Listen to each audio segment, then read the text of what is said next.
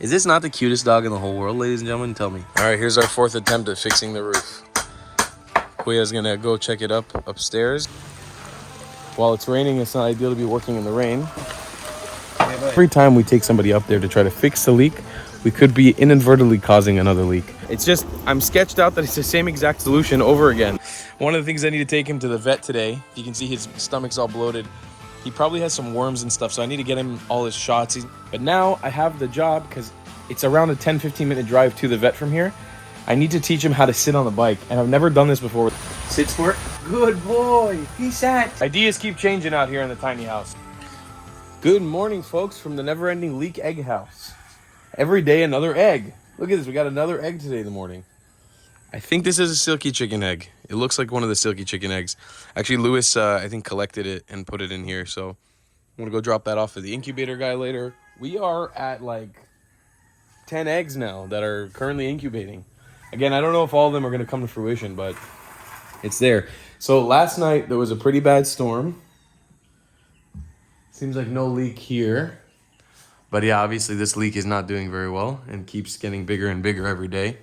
Keeps getting stronger, the amount of water that's coming down it. You can actually see it's now fully penetrating this area, which is fantastic for me. And Nico is ignoring me completely. Just not willing to come and fix this, even after I paid him. So that's nice. You know, it's been such a sad process with the contractors here. Of just like hiring them to construct and having them just bail on you when the moment gets rough. Really, really sucks. Especially after you pay them all the money. It's so annoying. So again, it's been a really sad process. That end of it really has sucked for me.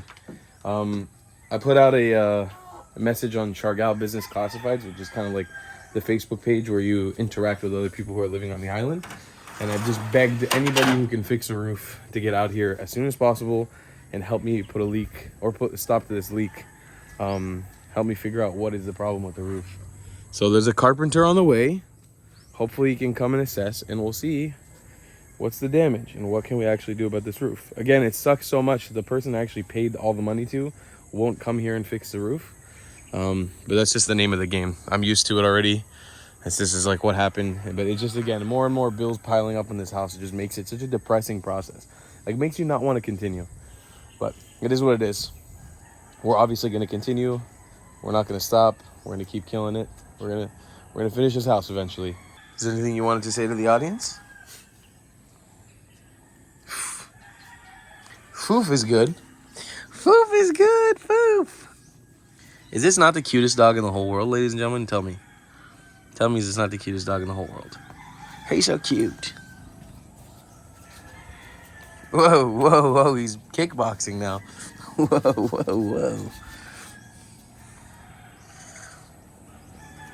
And obviously, another goal of the day today is figure out how we finish this chicken cage. I've been thinking about it overnight. I think it might just be the easiest thing is just to get 4 more meters of this and just close up shop with it, of this green fencing, and just make it like that. But then again, I don't know how it's gonna work with the door. So I'm waiting for Kuya Lewis to come by so he can give me some advice. Because then the idea is to close it with that net and the cocoa lumber supports. I think the cocoa lumber, like fastening the cocoa lumber, is something I could definitely do by myself.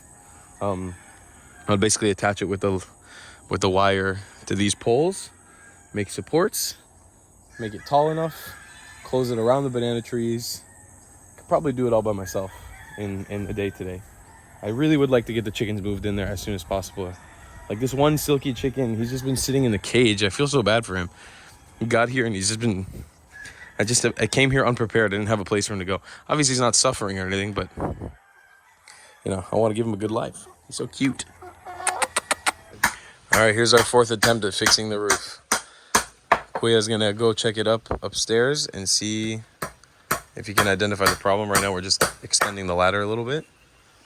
Hopefully, we can identify. It's also kind of good that it's raining today because there's heavy rain, and it means that if there is a proper leak going on, we'll be able to identify the problem, I think, relatively quickly. Because we'll see if the water is pooling anywhere. And hopefully the leak will actually continue running. So we can tell exactly where it's coming from in there. Koya's up on the roof. Feels like we're starting this process all over again. But again, while it's raining, it's not ideal to be working in the rain. This is a net benefit to us because it will help us at least identify if there's a proper leak going on right now, or if there's just condensation inside the house. I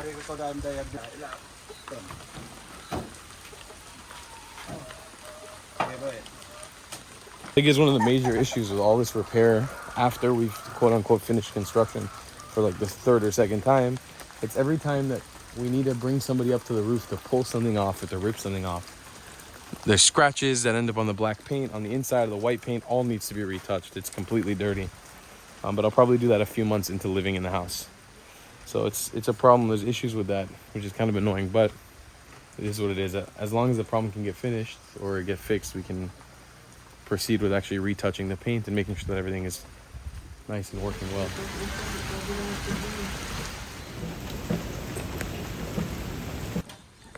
Another problem with what we're doing right now, and this is the main issue with having these tin roofs, is that every step that he takes on the roof causes further imperfections to happen on the tin roof and could potentially cause another leak. So every time we take somebody up there to try to fix the leak, we could be inadvertently causing another leak.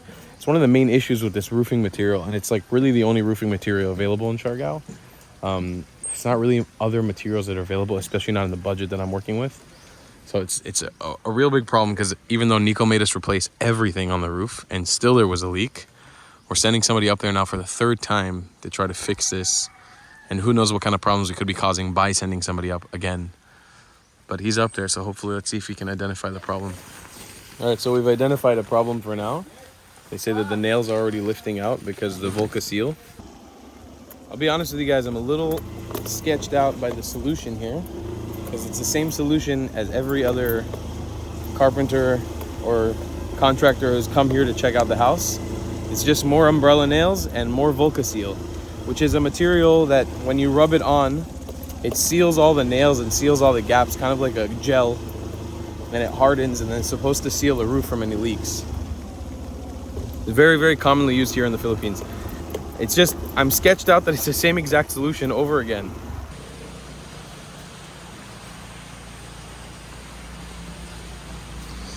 So here's the local hardware store. Just need half a liter of this Volca seal and some umbrella nails. ¿Puede recibo, ma'am?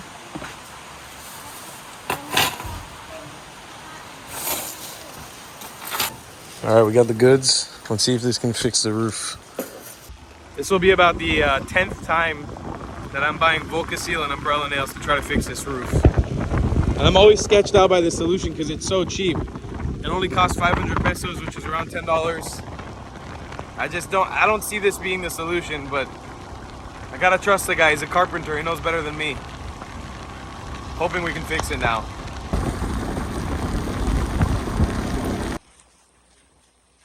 Okay, da. Hey, Luis. Hi.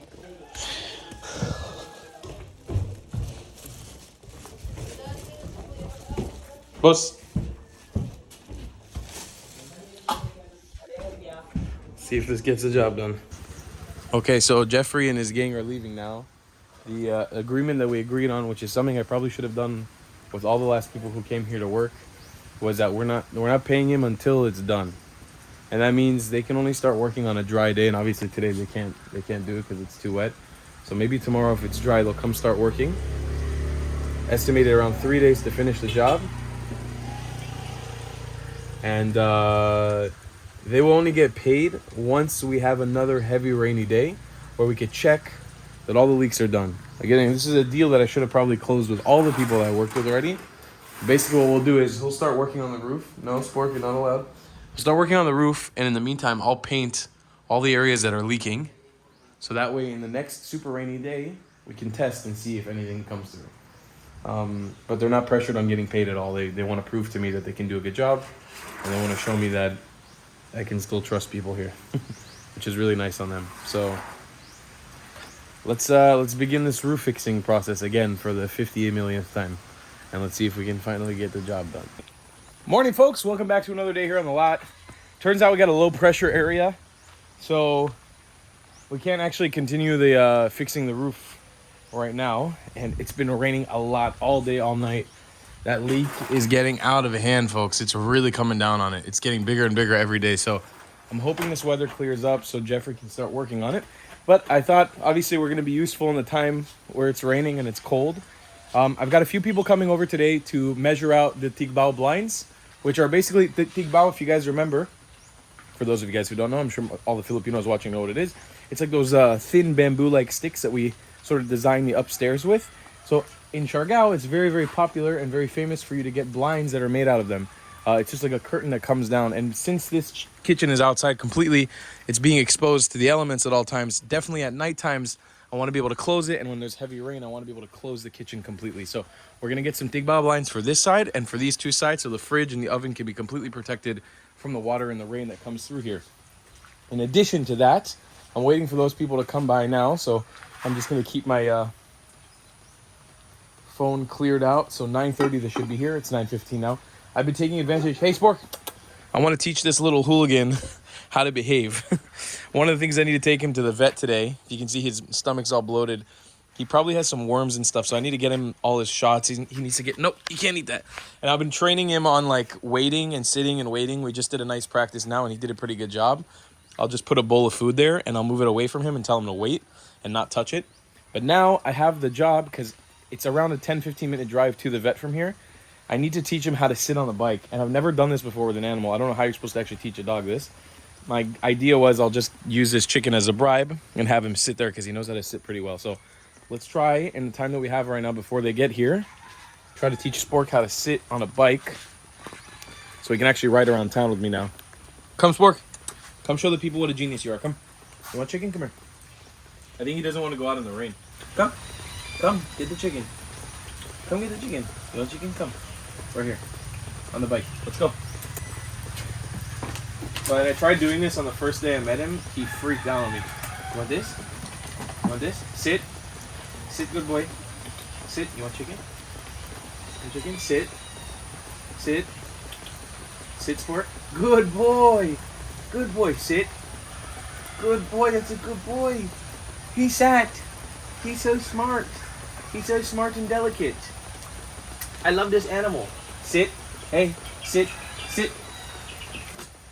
I think it's not a good day to train him to do this. Come. You want more? Come. Want chicken? Come. Come. Just get on the grass, bud. You can't have this unless you get on the grass. I want to get him comfortable with the seat. Sit. Sit. Good boy. Sit. Sit. Spork, you want? Sit. Okay, go. Go. Good boy. I don't really know if this is a efficient way to teach him, but I've got plenty of chicken over here from breakfast. I just had my breakfast. Some bones and stuff. I want to try to bribe him with the food. You want more? You like that, right? Come. Come here. Come on, show the people you can sit. Sit. Good boy. Sit. Sit. Sit. Don't move. Sit. Don't get freaked out. Come, Spork. Yeah, I don't know how this is going to work. It's going to be a hard one. I might have to delay getting him shots and stuff. The thing is, he's already gotten one anti-rabies shot and one anti-mange shot. His mange is doing a lot better from when I first met him. But this is going to be not an easy process teaching him how to sit on a bike and driving with him.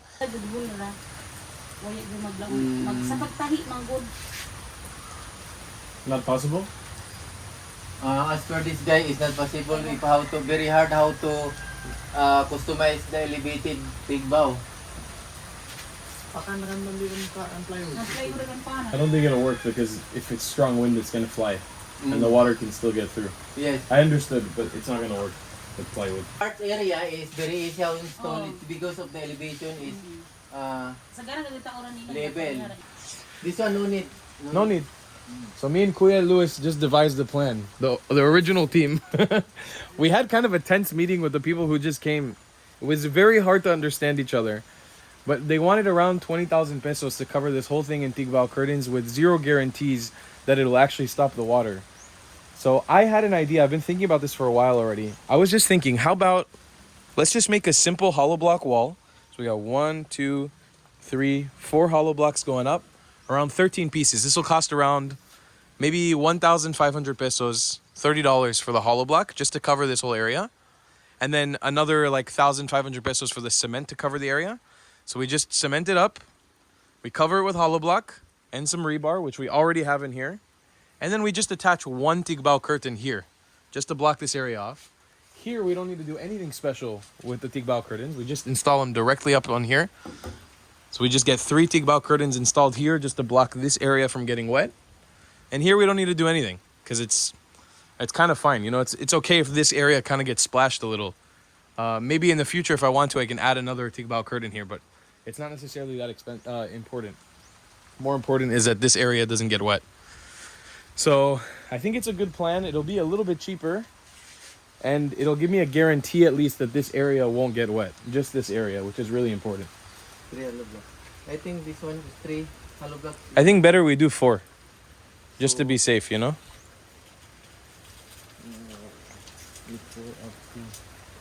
This area. 4 hollow block. Up to this area.